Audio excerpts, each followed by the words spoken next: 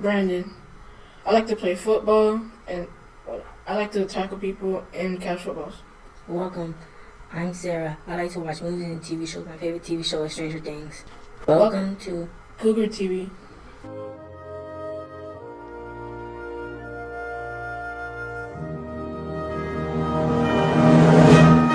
I pledge allegiance to the flag of the United States of America and to the republic for which it stands, one nation, under God, indivisible, with liberty and justice for all.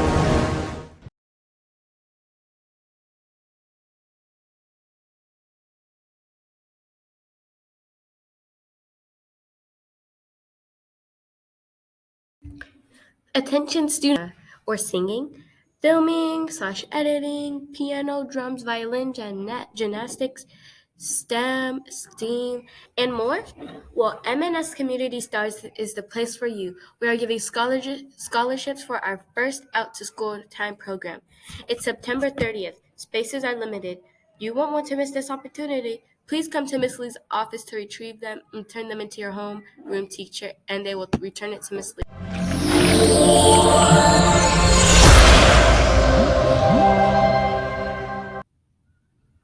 Hello, my name is Amanda Dawkins Burrows, also known as Mrs. DB. I am a 7th grade math teacher here at Congress Middle. I am a former student of AIU, and I'm also from the Bahamas, Nassau, Bahamas. My favorite foods would be tacos and anything seafood. Hi, my name is Mr. Joseph. I'm an 8th grade pre-algebra teacher from Palm Beach Atlantic University, and my favorite food is fried chicken and watermelon juice. All right, good morning. My name is Dr. Julius Ellington. My title out here is Behavior Coach Case Manager. I am one of the support staffs that works alongside the administration and students to advocate for students. Anytime you have problems, you can need to come see me first, and I can help you solve those problems. I received my undergrad degree, Historical Black College University, and I received my doctorate in Ed Leadership Instructional Teaching from Augustine University. My favorite food is seafood, any type of seafood. I mastered how to cook it and prepare for people to enjoy it. I'm looking forward to working with you as a family member of Congress Middle School, and hope to see you around. Hi, my name is Mr. Peterson. My work title is English Language Arts 6th grade teacher.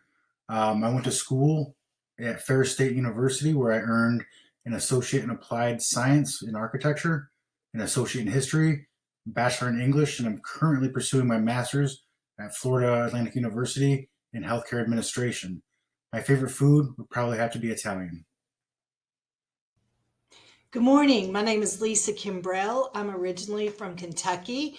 I am the 6th grade counselor here at Congress Middle School, and I graduated from Western Kentucky University. My favorite food is any kind of seafood.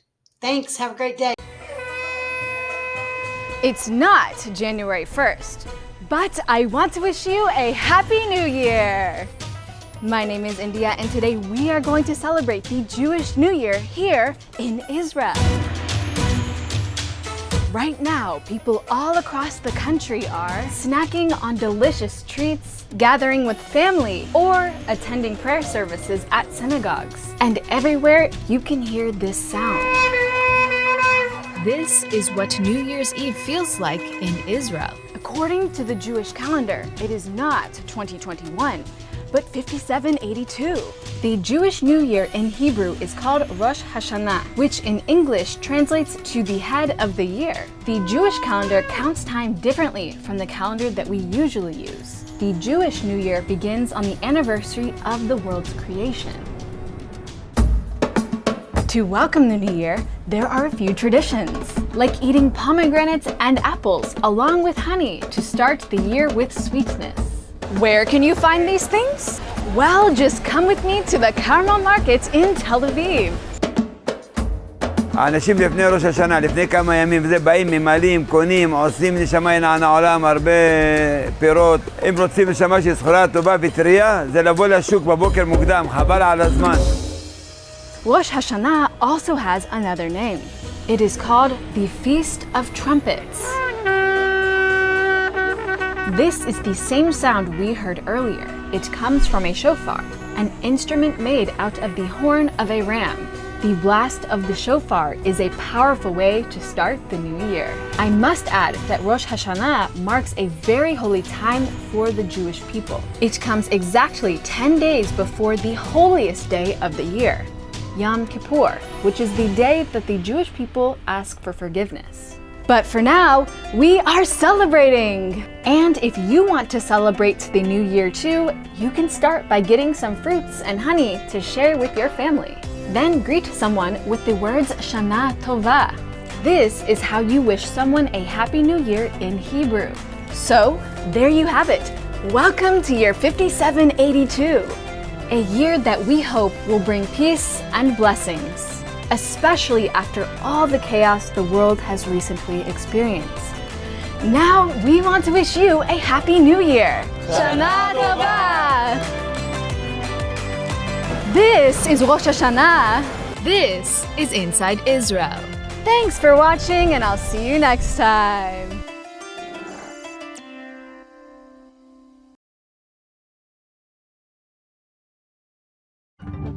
Jennifer Lopez, from platinum-selling albums to blockbuster movies, she does it all.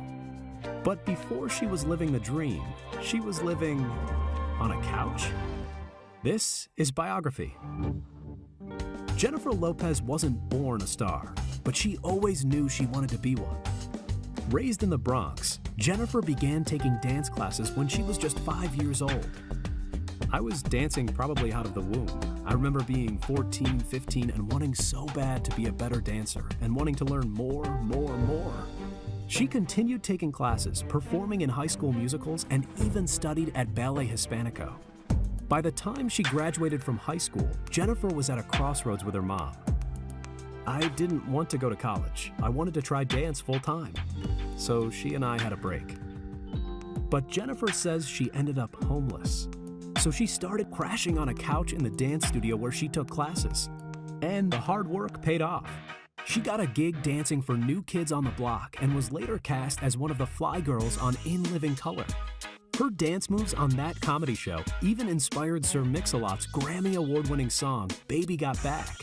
Who knew?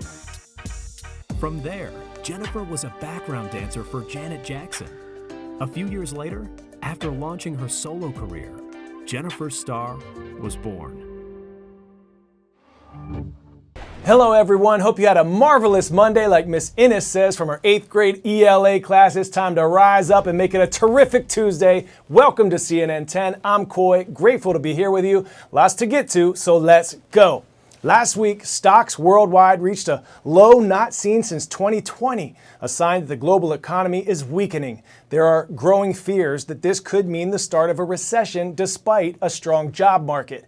Now, in economics, a recession is a significant and widespread downturn in economic activity. And a popular rule of thumb for identifying a recession is when there are 2 consecutive economic quarters of decline. Forecasters are warning of serious economic hardship ahead. Banks are raising interest rates, and that means money is more expensive to borrow for both businesses and consumers. The Federal Reserve has raised rates in the hopes that consumers will spend less, which reduce the supply of money in circulation. That would then lead to lower inflation and less economic activity. This is called cooling off the economy. Economists say ideally the market will have a growth recession or a prolonged period of small growth and rising unemployment. The pain of this type of recession is still significant, but it doesn't pull the entire economy into a major decline the way a full-blown recession would. And more now from CNN's Brian Todd, who explains what might happen to the global economy and how all of us might feel the effects. The stock market tumbles. Gas prices on average start to tick up after dropping for more than 3 straight months. All coming with punishing interest rate hikes, the last one just announced by the Fed. Its chairman saying he understands American sticker shock. We have got to get inflation behind us. I wish there were a painless way to do that. But for many Americans, recession jitters have set in. American anxiety is high, obviously. It's also self-fulfilling. So the more you think about it, the more you create it.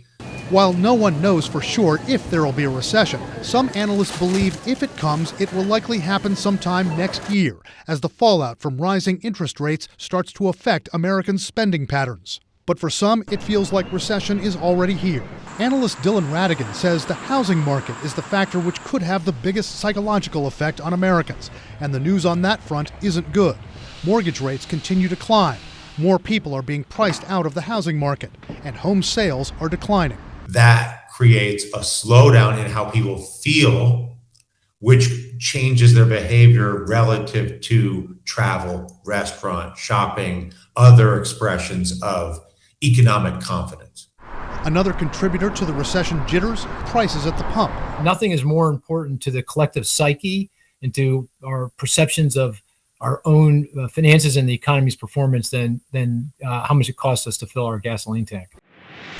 Now, as we speak, a major hurricane is causing urgent evacuations in places not used to getting hit directly by a hurricane. When we produced this show, it was a Category 1 storm, but it was expected to rapidly intensify, possibly to a Category 4 storm over the next couple of days. Hurricane Ian is anticipated to cross over Cuba and make landfall on the west coast of Florida and the Florida Panhandle by midday Thursday.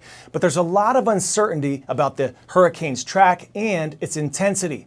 Governor Ron DeSantis has declared a state of emergency for the entire state of Florida, with storm conditions, quote, projected to constitute a major disaster, unquote. While all of Florida may feel some effects from the storm, the Tampa area could get its first direct hit from a hurricane since 1921. The mayor of Tampa telling residents, if you can leave, leave now. Damaging winds and storm surge flooding would be the biggest concerns.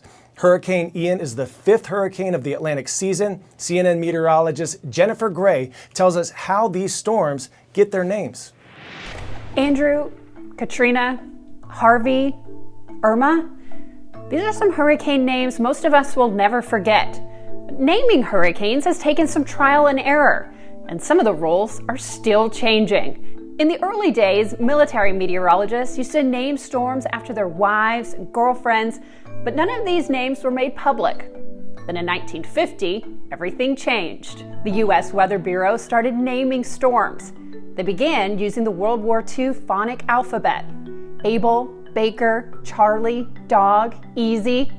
But this created confusion as well, because every year, the storms were named the same.